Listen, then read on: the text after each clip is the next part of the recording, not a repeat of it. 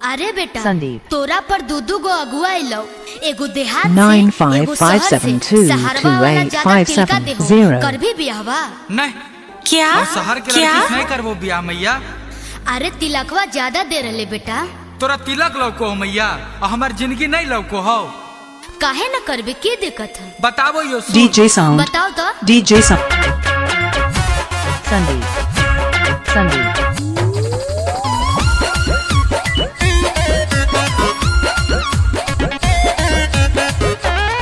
चल हट।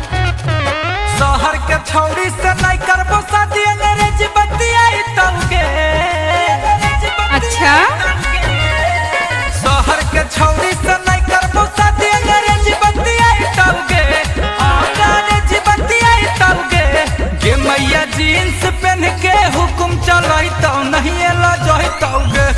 गे मैया जींस पहन के हुकुम चलाई तो नहीं ला जाई तौगे। बैठल बैठल खाली खाइतौगे मैया फैशन में रहतौगे।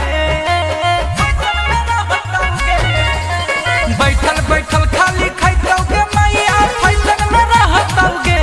गे मैया फैशन में रहतौगे। 9557228570 तोरे से लड़तौगे। गे मैया जींस पहन के हुकुम चलाई तो नहीं ला जाइतौगे। अच्छा DJ संदीप